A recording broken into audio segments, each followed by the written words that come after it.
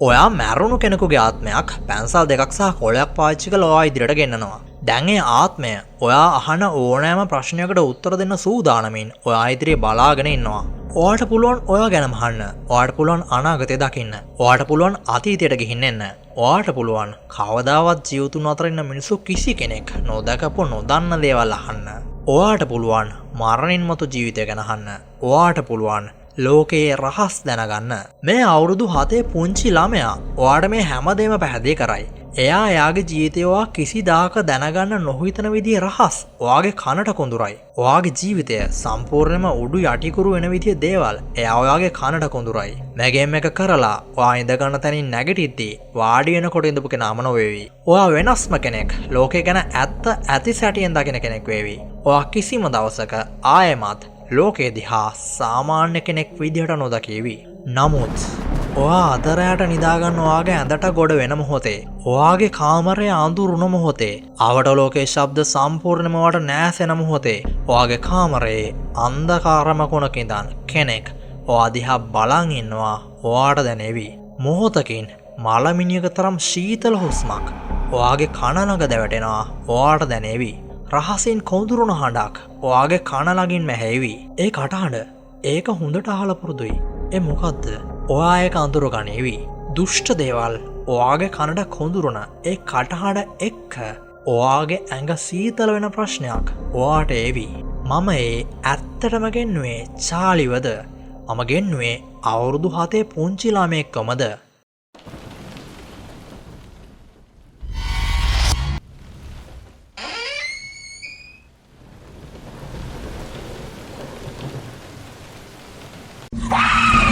හයි. ඉතින් අද අපි කතා කරන්නේ ඔයාලා මගෙන් අහපු ප්‍රශ්න දෙකක් ගැන. පළවෙනි කෝල දැන්ටම දන්නවා. ඒ තමයි චාලි කියන පැරනෝමල් ගේම් එකක් ගැන. මේකේ ඔරිජින් එක, මේක කරන්නේ කොහොමද, මේකේ තියෙන හොඳ නරක මොනවද, ඒ වගේම මේකේ තියෙන භයානකකම මොකක්ද වගේ දේවල් අද අපි මේ වීඩියෝ එකෙන් සම්පූර්ණයෙන්ම A to Z කතා කරනවා. වෙන ගොතනින්වත් ඔයාලට මේවා දැනගන්න වෙන්නේ නැහැ. ඒ නිසා දිගටම මේ වීඩියෝ එක බලන්න.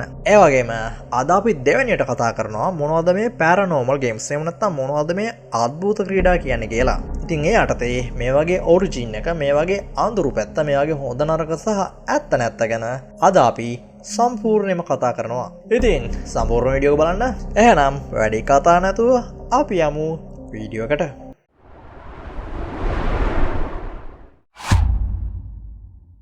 මේ චාලි ගේම් එක සලකන්නේ අවදානම ඉතාමත්ම අඩු ගේම් එකක් විදියට.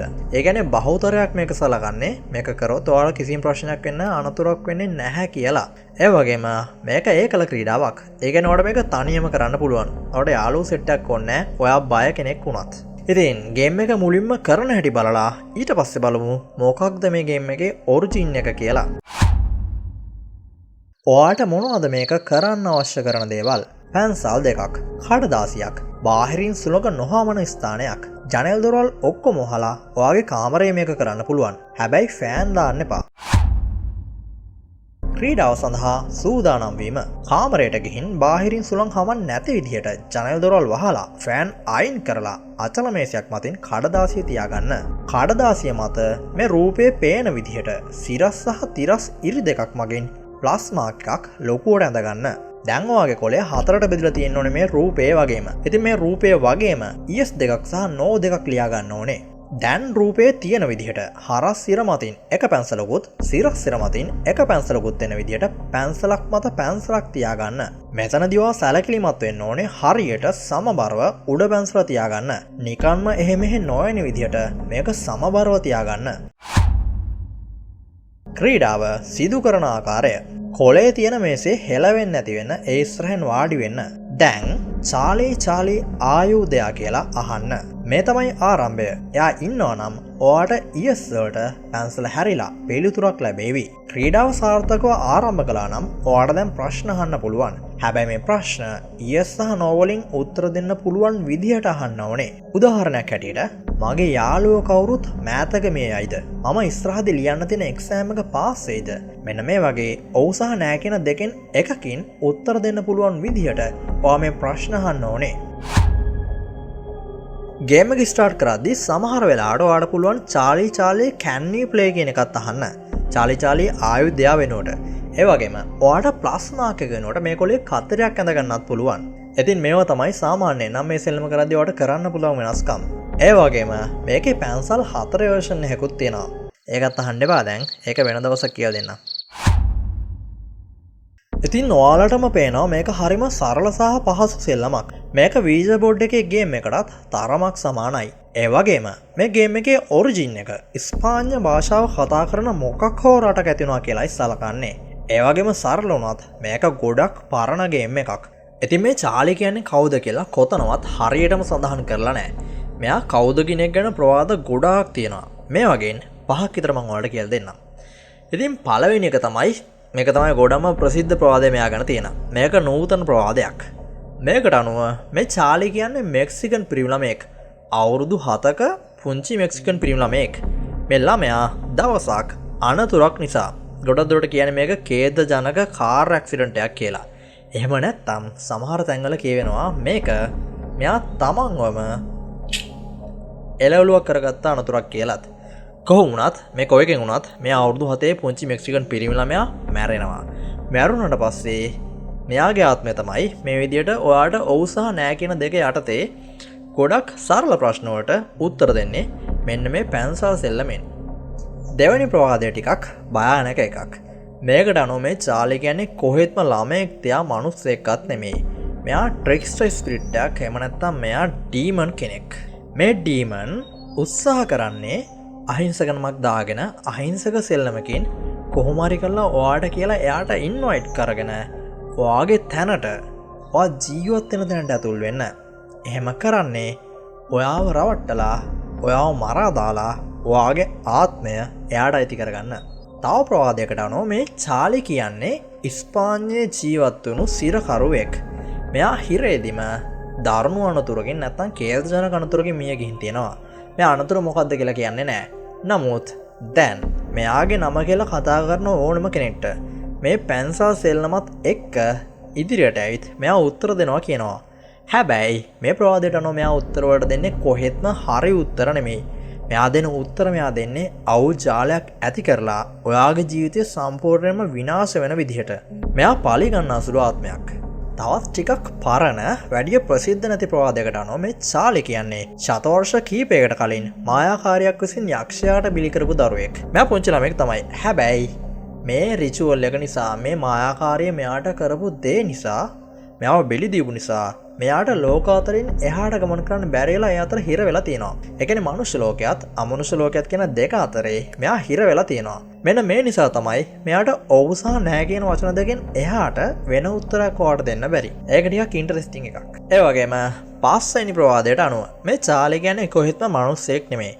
කොහෙත්ම මෙයාට ඉන්ටර්නෙට් එක හැදෙන්න කලින් පැවැත්මක් තිබිලා නැහැ. හැබැයි මේ චාලි කියන ගේම් එක ප්‍රසිද්ධ වුණාට පස්සේ මිනිස්සු මිලියන ගාණක් මෙයාව විශ්වාස කරන්න ගත්තට පස්සේ ඒ විශ්වාසය තුලින් මෙයා ඉන්ටර්නෙට් එකේ ආත්මයක් විතර බිහි වෙලා තියෙනවා. මෙන්න මේ නිසා තමයි චාලි සෙල්ලම කරද්දී ඔයාලට yes no හරහා උත්තර ගන්න පුළුවන් ඔයාගේ ප්‍රශ්න වලට. මෙයා කොහෙත්ම මිනිස්සෙක් කියලා ඉඳපු නැති ඉන්ටර්නෙට් එකෙන් බිහි වෙච්ච ආත්මයක්. AI එකක් එහෙම නෙමෙයි. මේක ටිකක් විතර තුල්පා කියන concept එකට සම්බන්ධ දෙයක්. ඔයා සුපර්නැචරල් බලපු කෙනෙක් නම් ඔයා තුල්පා කෙනෙක් ගැන ටිකක් විතර දන්නවා ඇති. තුල්පා කියන්නේ සරලවම මිනිස්සු ගොඩකගේ විශ්වාසය නිසා ඒ විශ්වාසයට පණ ලැබෙන එකට. ඉතින් මේ ප්‍රවාද 5 විතරක් නෙමෙයි. මෙයා ගැන තවත් ප්‍රවාද 100 ගණනක් වුණත් අපිට හොයාගන්න පුළුවන් එක රටවල් වලින්. කොහොම වුණත් පොදුවේ බහුතරය පිළිගන්න මතය තමයි මෙයා අවුරුදු 7ක පුංචි ළමයෙක් කියන එක. දැන් අපි බලමු ඔයාලට මේ විදිහේ වෙලා තියෙන ප්‍රශ්න ගැන. මේ ගේම් එකේ ඔරිජින් එක වගේම මේ ගේම් එකේ ප්‍රශ්නත් හරිම සංකීර්ණයි, හරිම විවිධාකාරයි. පළවෙනි එක තමයි මෙයා ආත්මයක් නම්. ඒ කියන්නේ මෙයා මැරිච්ච කෙනෙක්ගේ ආත්මයක් නම් ඔයා දන්නවද දන්නේ නැහැ මැරුණු කෙනෙක්ට අනාගතය පුරෝකථනය කරන්න බෑ. ඔයාට අනාගතය ගැන කියලා දෙන්න බෑ. ඒ නිසා මෙයාගෙනවා අනාගතය ගැන ප්‍රශ්න අහලා ඔයාට එන උත්තර සරල පොතු එක්සෑම් එකක් ගැන හොගමු. ඔයා මේ එක්සෑම් එක පාස් වෙනවද නැද්ද කියලා හොත් මෙයා ඔව් කිව්වොත් ඒක බොරුවක් වෙන්න පුළුවන්.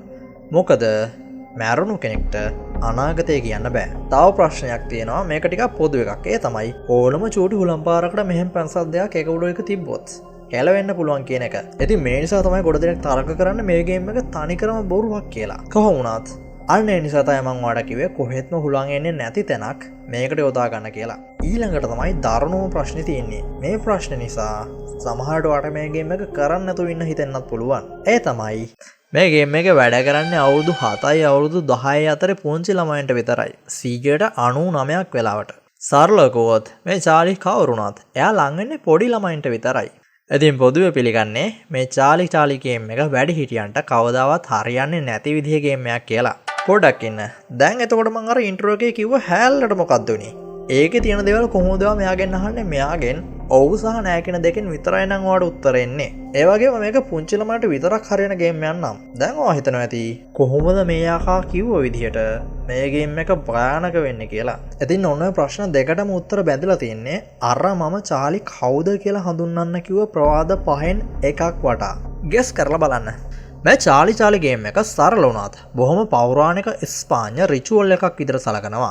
ඉතින් ওই රිචුවල් කතාව මම ඊළඟට පැරනෝමල් ගේම් කියන්නේ මොනවද කියලා දෙද්දි පැහැදිලි කරන්නම්. දැනට හිතාගන්න මේක සෙල් නමක් බවට අද වෙද්දි පෙරළුණාත් මේක ඩීමන් කෙනෙක් ගෙන්නන්න කරන රිචුවල් එකක කොටසක් කියලා මතයක් තියෙනවා. මේකට හේතුව චාලි කියන්නේ අවුරුදු 7ක ළමයෙකුගේ වේශයෙන් පෙනී ඉන්න ඩීමන් කෙනෙක් කියන ප්‍රවාදය. ඉතින් මේන කෙනා ඩීමන් කෙනෙක් නම් මෙයා ඔයා ගෙන්නනවා විතරයි. ආයි යවන්නේ නෑ. මෙයාගෙනවට ඔව් සහ නෑ කියන දෙකෙන් උත්තර දෙන ප්‍රශ්න විතරක් නෙමෙයි. ඕනෑම ප්‍රශ්නයක් අහන්න පුළුවන්. මොකද මෙයා ඩීමන් කෙනෙක් නිසා මෙයාට උත්තර දෙන එකේ ප්‍රශ්නයක් නෑ. එන්ට්‍රෝ එකේ හැල්ලේ මම කිව්වා වගේ හරිම පුදුමාකාර කුතුහලෙන් පිරුණු රහස්. ඔයා කවදාවත් දැනගන්න හිතන්නව නැති තරම් අద్භූත දේවල් මේ ලෝකේ ගැන ඔයාලට දැනගන්න පුළුවන්. නමුත් ප්‍රශ්නේ තමයි ඔයා මෙයාව ආයි යවන්න නොදන්න එකෙන් ඔයාගේ ජීවිතය අනතුරු යදාගන්න එක. මොකද සරලවම කතාව තමයි ඩීමන් කෙනෙක් ඉවල්ලන්නේ ඔයාගේ ආත්මයට මිසක් වෙන දෙයකට නෙමෙයි. ඉතින් මේ කාරණේ අපි ඊළඟට මේ ගේම් මොනවද කියලා කතා වෙද්දී ඔයාලට පැහැදිලි වෙයි. ඉතින් චාලි ගේම් එක ගැන එච්චරයි. දැන් ඔයාලට හොඳ අදහසක් ඇති. මේ ගේම් එක භයානක ගේම් එකක් නෙමෙයි කියලා බහුතර මතය වුණත් මේ ගේම් එක කොච්චර භයානක වෙන්න ඉඩ කඩක් තියනවද කියලා. මොකද වැරදිලාවත් මේ චාලි කියන්නේ ඩීමන් කෙනෙක් නම් ඔයාට ඔව් සහ නෑ කියන දෙක ඇරෙන්න වෙනත් දෙක උත්තරත් ප්‍රශ්නවලට ගන්න පුළුවන් වගේම ඔයාට කුතුහලයෙන් පිරුණු ලොකු දැනුමක් ලබා ගන්න පුළුවන් වගේම ඔයාගේ ජීවිතයත් නැති වෙන්න පුළුවන්. ඉතින් මේ ගේම් එක වැඩි හිටියට හරි ගියොත් මේ ඩීමන් කෙනෙක් නම් ඔයා ඉවරයි. දැන් අපි යමු අපේ වීඩියෝ එකේ දෙවෙනි මාතෘකාවට.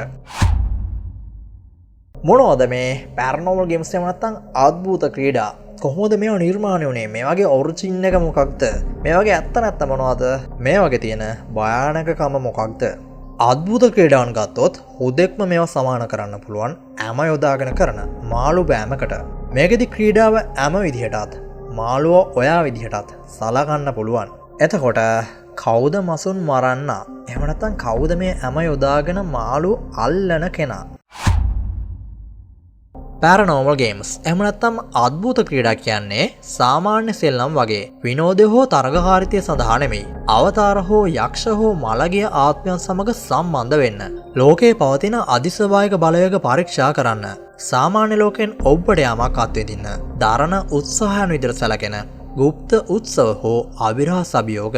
මුහුණ බලන කණ්ණාඩි ඉටිපන්දම් හෝ කඩදාසි පත්‍ර වගේ සරල දේවල්. අවශ්‍ය ක්‍රීඩා උපකරණ විදිහට බහුලව භාවිතා කරන මේ සෙල්ලම් පිටිපස්සේ තියෙන්නේ වෙනත් ලෝකයකට සම්බන්ධ වී හැකි බවට ඇති ප්‍රබල විශ්වාසයන්. නීති සරල නෑ. හැම පියවරක්ම අකුරට පිළිපදින්න ඕනේ. ඒවා කඩ කරොත් ඔයාගේ අවාසනාව තමයි. ඔයාට කොහෙත්ම ඕන නැති ආත්මයන් ඔයා ළඟට එන්න පුළුවන්. ඔයාගේ ජීවිතය බය හිතන හීනයක් කරන්න පුළුවන්. ඔයාට මහ භයානක මරණයක් ලැබෙන්න පුළුවන්. නමුත් මේ අනතුරුදායක හැඟීමත් අවදානමත් ගුප්තභාවයක් තමයි ලෝකේ පුරාම ඉන්න දහස් ගණනක් මිනිස්සුන්න මේ සෙල්ලම් දිහා උනන්දුවෙන් බලන්න හේතු වෙන්නේ. මේ ක්‍රීඩාවල මූලාරම්භය දිව යන්නේ පුරාණ කාලයටමයි. ඒකන දැනගන්න ජීවිතය, මරණය සහ ඉන්න ඔබට තිබුණු ආත්ම ලෝකය ගැන තේරුම් ගන්න මිනිස්සු උත්සාහ කරපු යුග දිහා හැරිලා බලන්න අපිට සිද්ධ වෙනවා. අන්තර්ජාලයට කලින්, භයානක චිත්‍රපටිවලට කලින්, විවිධ සමාජවල, විවිධ සංස්කෘතිවල මිනිසුන් අපෙන් ඔබට ගිය අద్භූත ලෝකයක ජීවත් වෙන බලවේග සමග සබඳතා ගොඩනගා ගන්න දේවත්වයත්, යක්ෂ ආත්මත්, මලවුණුත් සමග බැඳුණු අద్භූත පූජාවේදී අනුගමනය කළා. උදාහරණයක් විදියට පුරාණ චීනයේ ෆුජි එම නැත්නම් ආත්ම ලිවීම කියලා චාරිත්‍රයක් තිබුණා. මිනිස්සු විශ්වාස කළා කුඩා කෝටු කෑල්ලක් භාවිත කරලා ආත්මයන්ට පුළුවන් කියලා කොලයක පණිවිඩ ලියන්න. අද ඔයා දකින වීචා බෝඩ් කියන ගේම් එකට සම්බන්ධ වෙන එකම මූලාරම්භයක් තමයි ඒ. ග්‍රීසියේ මිනිසුන් ඔලිම්පියානු දෙවිවරු සමග කතා කිරීමේ මගක් විදියට ඔරකැල්වරුන්ගෙන් පිළිතුරු සේම කළා. නමුත් මෙතනදී වැඩි හරියක් ඕනේ පූජකයෝ තරුණ කණ්ණායක තෝරගෙන දෙගෙන් දිගටම ඒ කන්‍යාවගෙන් තමන්ගේ කාම ආශාව සංසිඳුව ගන්න එක. අප්‍රිකාවේ ශාමනුරුන් සහ ගෝත්‍ර නායකයන් මරණින් මතු ලෝකයේ ආත්මයන් සහ මේ ලෝකයේ මිනිසුන් සම්බන්ධ කරන පාලම් විදිහට තමන් යොදා ගන්නා උත්සවයන් සිදු කළා. රාතු ඉන්දියානුවන් දෘශ්‍ය දුටු අභියෝගය ඇතුළු ගුප්ත උත්සවයන් සිදු කරා මලවුන් ගෙලවත් ජීවිලවත් කියන දෙක අතර තීරය තුනී කරන්න. යුරෝපයේ පවා මධ්‍යතන යුගයේදී බොහෝ සමාජයන් විශ්වාස කළා මලවුන්ගේ ආත්මවලට මේ ලෝකෙට ආරාධනා කරන්න පුළුවන් බව. මේ නිසා අනාගතය දැනගන්න ක්‍රීඩා සහ මන්ත්‍ර ගුරුකම් ගුප්ත දේවල් ගැන ඔවුන් දැඩිය විශ්වාස කළා. ඉතින් අද අපි දකින නූතන අද්භූත ක්‍රීඩා කියන්නේ මෙන්න මේ වගේ පැරණි විශ්වාසයන් පරම්පරාවෙන් පරම්පරාවට සියවස් ගණනක් පුරාවට මිනිසුන් අතින් අතට මාරු වෙලා ඒ ක්‍රියාවලිය තුළදී වෙනස්කම් වලට භාජනය වෙලා යුගයෙන් යුගයට නැවත මතුවෙන එක. ගෙවුණු සියවස් ගණනාවක් තිස්සේ මේ සංකල්ප ටිකෙන් ටික වෙනස් වුණා. නාගරික ප්‍රවාද, ජනප්‍රවාද සහ මලවුන්ගේ ආත්ම පිළිබඳ බියජනක කතා පරම්පරාවෙන් පරම්පරාවට ගියා. මිනිසුන් තැනින් තැනට ගමන් කිරීමත් වෙනස් වීමත් එක්ක එක සංස්කෘතික උත්සව තවත් එකකට ගලාගෙන ගියා. 19 සහ 20 වන සියවසේ යුරෝපයේ සහ ඇමරිකාවේ ආත්මවාදයක බැඳුණු පුරාණ පූජා විධි සහ මන්ත්‍ර ගුරුකම් වෙනස් වීම එක්ක සේයෝස් කියන ආත්මවලට ආරාධනා කරන උත්සව බවටත් විජා බෝඩ් වගේ ආත්ම සම්බන්ධ ගෙතරම කරන්න පුළුවන් සරල ක්‍රීඩා බවටත් පෙරලිලා ජනප්‍රිය වුණා. නව යුගයේදී සිනමාව සහ පොත්පත්වලින් විශේෂයෙන්ම නූතනය අන්තර්ජාලයෙන් මේ ක්‍රීඩා ලෝකෙ පුරා පැතිරලා ගියා. එක සංස්කෘතියක ඇති ක්‍රීඩාවක් තවත් සංස්කෘතියකට එද්දී ඒක වෙනස් ජනප්‍රවාද සහ මිශ්‍රිත කතා එක්ක මතු වුණා. ඉතින් මේකට දෙන හොඳම උදාහරණයක් තමයි ෆුජි කියන අපි අර උඩ කතා කරපු ආත්ම ලීම කියන චීන ක්‍රීඩාව. ඒක සියවස් ගණනාවක් පැරණි ක්‍රීඩාවක්. නමුත් ඒක ගෙවුණු සියවස තුල යුරෝපේ පුරා ප්‍රසිද්ධ වෙනවා වීජා බෝඩ් එකේ ක්‍රීඩාව බවට හිමිහිට පෙරලිලා. ඉතින් මේ සෙල්ලමම පහුගිය දශක දෙකක කාලය තුල අපේ ලංකාවෙත් ඔයාලට හුරු පුරුදු කාසියේ භූතයා කියන සෙල්ලම් බවට පෙරලිලා තියෙනවා. ඉතින් ෆුජි කියන එක වීජා බෝඩ් එක වීමත් වීජා බෝඩ් එකේ සෙල්ලම කාසි භූතයා වීමත් අපිට මේ ක්‍රියාවලියට හොඳම උදාහරණයක් විදිහට සලකන්න පුළුවන්. අදටත් බ්ලඩ් මේරි කියලා කණ්ණාඩියක් ඉස්සරහට ගිහිල්ලා ආත්මයක් ඇඳගන්න උත්සාහ කරන එක නැත්නම් වීජා බෝඩ් එක භාවිත කරලා ආත්ම ගෙන්නන්න උත්සාහ කරන ජනප්‍රිය ක්‍රීඩා හැම හොරමුයි රසිකෙක් වගේම අහලා තියෙනවා. එලියටර් ගේම් එහෙම නැත්නම් සෝපාන ක්‍රීඩාව නිවැරදිව කළොත් වෙනස් සමාන්තර ලෝකයකට යයි කියලා කියනවා. මිඩ්නයිට් මෑන් සහ වන් මෑන් හයිඩ් ඇන්ඩ් සීක් වගේ සෙල්ලම් මගින් අතිශය භයානක යක්ෂයන් එක්ක සෙල්ලම් කරන්න පුළුවන් බව නව පරම්පරාවල බොහෝ දෙනා විශ්වාස කරනවා. මේවා YouTube, TikTok, Facebook සහ වෙනස් සමාජ මාධ්‍ය තුලින් ඉක්මනටම පැතිරලා මේ ගැන බය සහ කුතුහලය තවත් දැඩි කරනවා. ඉතින් මේ අద్భుත ක්‍රීඩාවන් මිනිසාගේ ගැඹුරු ස්වභාවය අපිට පෙන්නනවා. පුරාණ පූජාවල පටන් නූතනීය අන්තර්ජාල අභියෝග දක්වාම මේ සෙල්ලම් අපේ නොදන්නා දේ ගැන තියෙන සදාකාලික කුතුහලය පෙන්නනවා. අපි දන්නා ලෝකෙන් ඔබට තවත් දේවල් තියෙනවා කියලා විශ්වාස කරන්න අපේ උනන්දුව මේවා ඉස්මතු කරනවා. කවුරු හරි මේවා විශ්වාස කරත් නැතත් මේ ක්‍රීඩා තවමත් පැතිරෙනවා. ඒකට හේතුව තමයි නොපෙනෙන දේවල් ගැන තිබෙන කුතුහලයත් ඒ අභිරහස් වලට මුහුණ දීමට ඇති ත්‍රාසයත් අපේ හිතවල ගැඹුරටම කාවැදිලා තියෙන එක. හැබැයි මේ නිසාම මේ සෙල්ලම් අතිශය භයානක වෙනවා. සෙල්ලම් වලින් බහුතරයක් කවදාවත් හරියන්නේ නැහැ. එකට හේතුව තමයි යුගයෙන් යුගයට නව්‍යකරණය වීමත් පසු කාලීනව ක්‍රීපි පැස්ටා වගේ වෙබ්සයිට්ස් හරහා බොහොමයක් බොරු ක්‍රීඩාන් පැතිරීමත්. ඔයා අහන දකින පැරනෝමල් ගේම් වලින් බහුතරයක් බොරු. නමුත් අවුරුදු 2000කට කලින් යක්ෂයන් ගෙන්නන්න භාවිතා කරපු සරල පූජාවන්, සරල වචන එකතුන් පවා මේ සමහර ක්‍රීඩාවල ඇතුල් වෙන්න පුළුවන්. මම මුලින් කිව්වත් වගේ ඔයා මාළුවා නම් මේ ගේම් එක ඇම නම් මේ සමහර ක්‍රීඩා නිර්මාණය වුණු තැන අවිරහසක් නම් මේ මාළුවා අල්ලන කෙනා කවුද? ඔයාව අල්ලන්න බලන් ඉන්නේ කවුද? මනුෂ්‍යත්වයේ තියෙන සුවිශේෂීම ගුණාංගය වෙන්නේ ආදරය හෝ වෛරය නෙමෙයි. කුතුහලය. රෝදේ පටන් අභ්‍යවකාශ තරණය දක්වා මිනිසුන් ගමන් කරේ මේ කුතුහලය කියන එක අපිට හાર્ඩ්වයර්ඩ් කරලම එවලා තියෙන නිසා. නමුත් මේ අර්ම පුදුම ගුණයම ඇමට යොදාගෙන ඔයාව හරි ලේසියෙන් ගොදුරු කරගන්නත් ඕනම කෙනෙක්ට පුළුවන්. අපේ ලෝකෙන් ඔබට ඉන්න ඕනෑම කෙනෙක්ට පුළුවන්. සරලව කිව්වොත් අපායේ අන්ධකාර කෙලවරකම ඉන්න ඔයාගේ ආත්මයට කෙල පෙරන ඩීමන් කෙනෙක්ට පුළුවන් පැන්සල් දෙකකුයි සරල නමකුයි අවුරුදු 7ක ළමයෙක්ගේ වේශයයි අරගෙන ඔයාට සරල ප්‍රශ්න ටිකක් අහන්න ඉඩ දීලා ඔයාගේ කුතුහලය යොදාගෙන ඔයාගේ ජීවිතයත් ඔයාගේ මරණයත් ඔයාට මරණයෙන් පස්සේ තියෙන හැම දෙයක්මත් Tamanගේ කරගන්න. අන්න එක ගැන හැමීට හිතලා බලන්න. ඉතින් අද දවසේ අපි කතා කරපු පොයින්ට් දෙකම එකකට එකක් බැඳුණු කාරණා කියලා මේ විදිහට තේරෙනවා ඇති. ඒ වගේම මම විශ්වාස කරනවා ඒ කාරණා දෙක ගැනම හොඳ අවබෝධයක් ඔයාලට ලැබෙන්න ඇති කියලා. හැබැයි මතක තියාගන්න මේ වීඩියෝ මම ගේන්නේ 100%ක්ම ඔයාගේ රස වින්දනයත් ඔයාගේ දැනුවත්භාවයත් සඳහා විතරයි.